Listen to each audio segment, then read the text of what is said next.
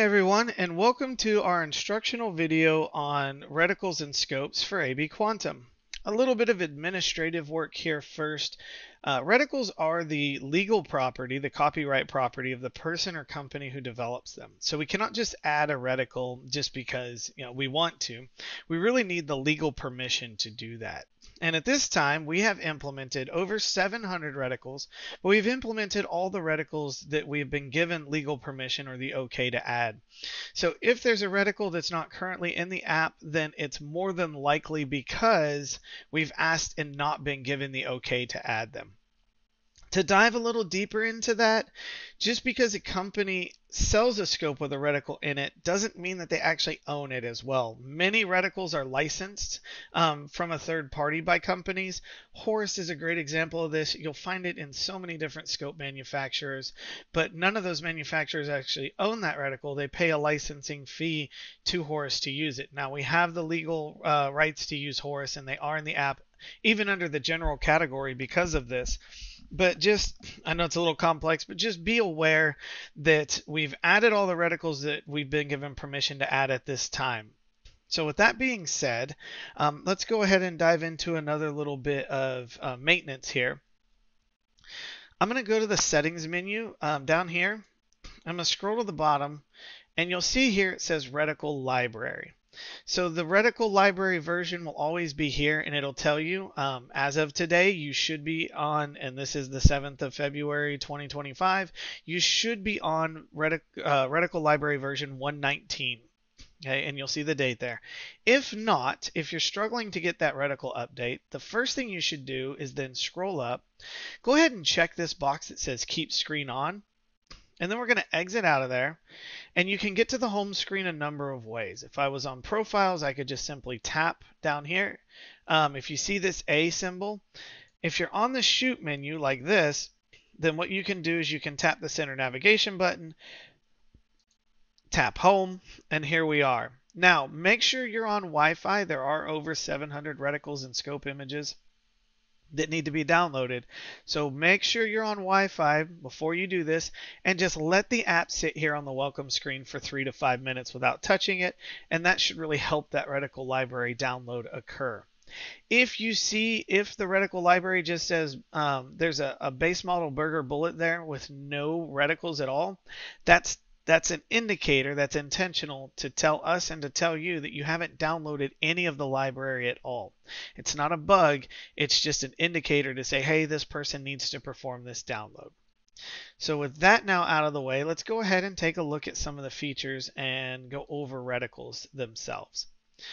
So here we have, this is a fixed power scope, so that's where we're going to start. On any of these screens, if I go to the HUD, you'll see there's a reticles portion here next to solution. You have these tabs. So there's reticles here. On the target card, we have a reticle output here. Now, the target card will output onto the reticle for you, as you can see here.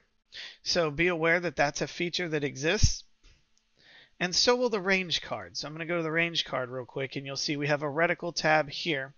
And you can see its output here as well. So you can output the range, the target card, and I'm going to go back to the HUD, just the general firing solution. This is a single point firing solution for us currently at 17 MOA.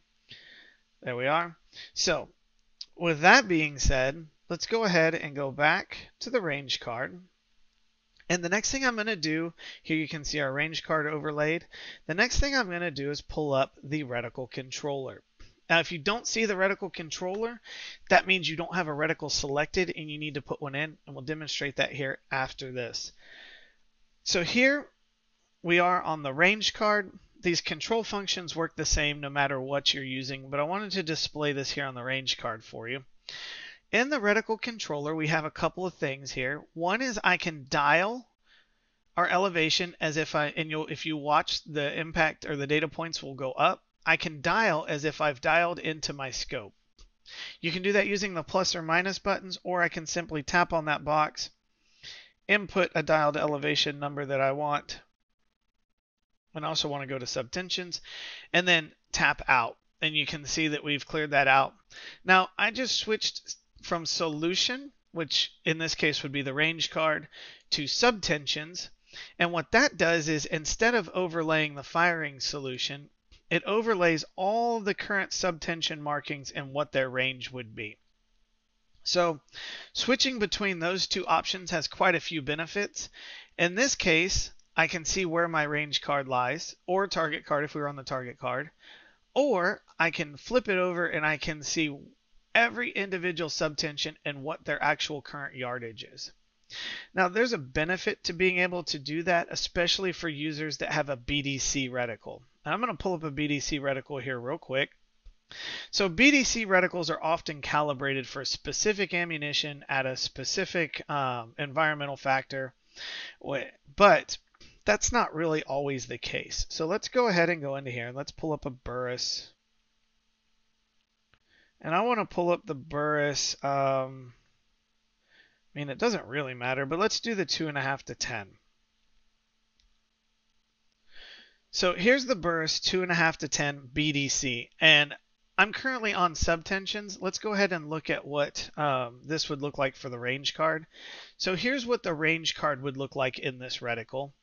But if I flip it to subtensions, it will now tell me what our current subtension holdovers are for this BDC. And you can use this for any BDC that's in the library. But this is how you can actually calibrate your BDC. Now, I did just select a second focal plane scope. So that brings up another thing that we should talk about here. We're going to bring up an image right now of a second focal plane scope, a cutaway. And so here, a second focal plane scope has the reticle actually housed in the back of the scope. It sits behind the erector, which means that as you zoom in and out of a second focal plane scope, the reticle image does not change in size. Now, because that reticle image does not change in size, that means that these holdovers are actually different based on your current magnification. So if I go to zoom in on this, you'll see now here at 8 magnification, this BDC reticle has a completely different holdover than it did when I was zoomed out at 2.5 magnification. Now, I'm going to switch back to the solution so that you can see here's what your range card looks like overlaid. So this is where you would hold in this reticle for 300, 400, 500 yards. But on a second focal plane scope, the magnification actually matters. So let's go ahead and we're going to go switch to continue the demonstration on second focal plane. I want to switch here to just a standard firing solution.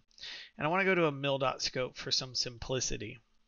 So we're going to go, by the way, if you click just here on reticle, it brings up the reticles in the current submenu that you were already in. And then if you were to click here on rifle scope, it brings up a submenu of scopes. It goes to the submenu of scopes that you are already in. I want to go to general. General category are just free use reticles. And I'm going to go to second focal plane, and I'm going to go to, I really want to use the 5 to 20. By the way, this mil tells me that this reticle is in mils. So let's go ahead and do this and save. Okay, now let's go to our firing solution so we can do something here real quick. We're at 5 mils. This is actually perfect. So this is on this second focal plane scope here.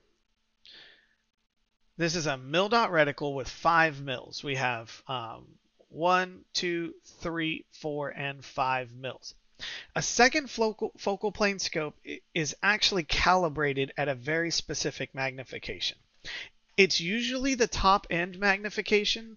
So on a 1 to 8, it's usually 8. On a 3 to 12, it's usually 12. On a 4 to 20, it's usually at 20. But when you start getting into high magnification scopes, 30, 36, 40, 50, there are 60 and even 80 power scopes out there.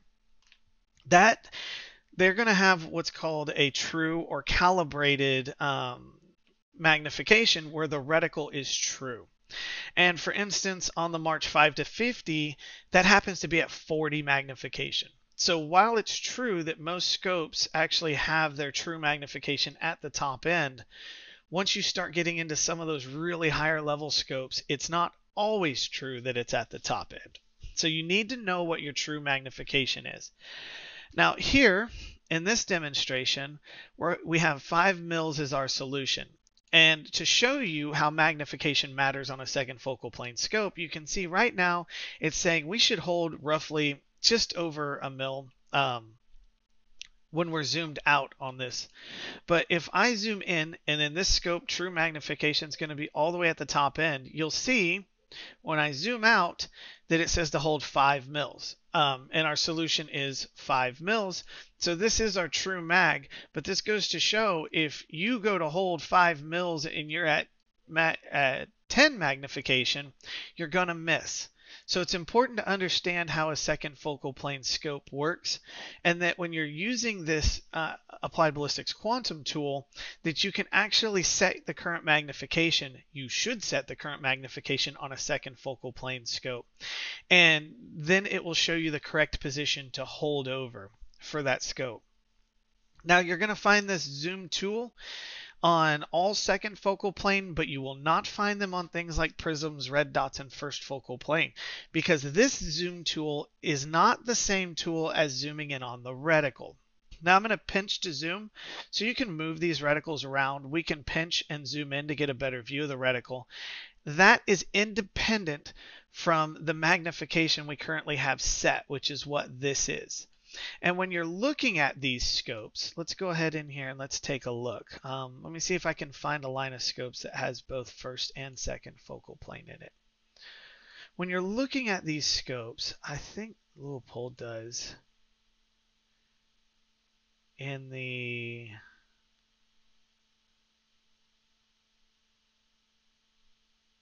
VX6. Let's look here. No. So these, let's go and try the VX5. I do believe they have them.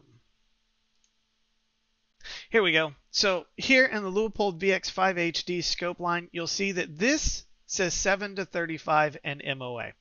So this is an MOA reticle. It's second focal plane, and we know that because it says 7 to 35. And this is your magnification range for the reticle. Here, the Impact 29, this is a first focal plane scope. So this one says 1 to 1. There is no magnification range for this reticle. In a first focal plane scope, we're going to bring up an image here real quick of a cutaway of a scope. A first focal plane scope, the reticle lens sits at the front of the scope. So as you increase and decrease magnification, that reticle will increase and decrease in size. But it will stay ballistically true, meaning that it doesn't matter if I'm at minimum or maximum magnification on a first focal plane scope, the reticle image will stay ballistically true, and we don't need to worry about that. So here we have a first focal plane scope. It's an MOA based reticle with no mag range. Now this becomes important because you can see here they make two scopes, both with the same TMOA reticle, but this one's 4 to 20 and this one's 7 to 35. So you need to be aware that you may have multiple scopes in your scope line that share a reticle, but not a magnification range. And in this second focal plane scope, it would matter which one you select. So just be aware of that. I'm going to go ahead and set us on a very basic first focal plane reticle to show you that it is different ever so slightly. By the way, some companies, some of these are going to act differently depending on what kind of information we received. For instance, let me see here. Let's go to Night Force real quick. Here you'll find, here's the NX8 and the NX8F1. These are first focal plane and these are second focal plane. And sometimes these reticles will be shared. So for instance, here's an MOAXT, MOAR, MIL-C. And you can see here this says this is an MOA reticle, and this says this is a MIL reticle. That tells you these subtensions are in mils and these subtensions are in MOA. But these are all first focal plane. They all say 1 to 1. Now they do make the NX8 and others in second focal plane. And so here's the MOAR. It's the CF2 technically, but it's the MOAR in a second focal plane scope, 2.5 to 20 power.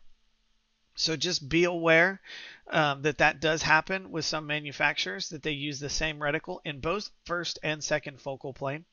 Let's go ahead and go up here to the general category.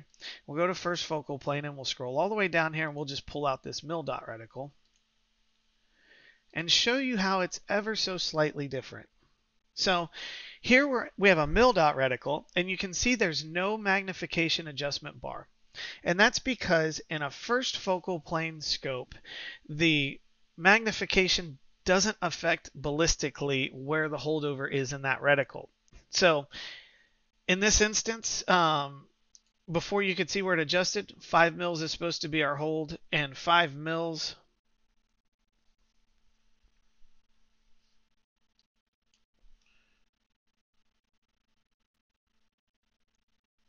I dropped my phone, I apologize. 5 mils is supposed to be our hold, and 5 mils is where our hold is. So here you can see 5 mils is the hold. So in a first focal plane scope, you're not going to find that magnification adjustment bar because ballistically it's the same at all magnifications. And that bar does operate independently from our ability to pinch and zoom and adjust how we see that reticle. One doesn't affect the other. Now let's go here real quick. One last thing, and go down here, and let's just note that there are some red dot options. Red dots technically operate like a first focal plane scope. So in a red dot, you're usually going to put your magnifier behind the red dot, whether it's a 3 or 6 power or whatever you're using. So most red dots, not all, there are some red dot scopes, but most of your more traditional red dots operate like a first focal plane scope. They're not going to have the magnification bar. They're going to be, here if we take a look here, they'll be mostly an MOA, and you can see here they're just 1-to-1 because you're going to put that magnifier behind them, and ballistically it's not going to change the holdover point whether you have that magnifier in place or tucked out of the way. So just be aware of that. And let's go here and take a look at something else real quick to show you. So SWFA and some others make fixed power scopes. So you can see here's a 2.5 to 10, and here's just a 20 by 42. This is a fixed power scope that's going to say 1-to-1 because it's fixed power. There's no magnification adjustment on these. And this reticle is 1-to-1 in basically all operating conditions. So you're not going to find that adjustment bar on this reticle. However, if I were to just randomly select one, however, as you can see, we can still pinch to zoom because that's a separate function entirely from the magnification bar for second focal plane scopes. So you're not going to lose out on that. And when you're looking here, this is on the general solution page. This also will adjust for windage left and right. I can show you that real quick. Let's go to environment. If I start setting a wind in here or a moving target or something, you'll see it adjust. So there you go. It adjusted left. So this will adjust to show you where to hold for windage. If you do not have a reticle selected, or you can turn these on and off right here. If you haven't picked one because it's an old profile, you'll get this on all the different displays, no matter what it is, no reticle selected, and you will not have the reticle controller. You need to make sure that you turn that on. If you see that, all that's telling you is to go in there and select a reticle for that profile. So we would do that, coming down here to scope, turn that on. It'll bring up a menu of all of these options. And some manufacturers provided data differently. Some manufacturers actually have direct access to this, and they can upload and implement their own at their own will. So you may go to Maven and you'll see, oh, we've got all of these scopes to choose from. Some of them will actually be split between, here's a good example here. So these are all second focal plane scopes, but you may say, I have a first focal plane scope.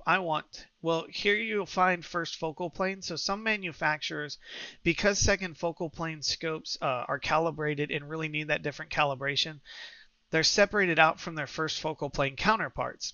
And you may find this AMR reticle actually exists in multiple different models from a scope company, but they're all going to be under that first focal plane option. Another one that you'll find like that, let's take a look here at Bushnell.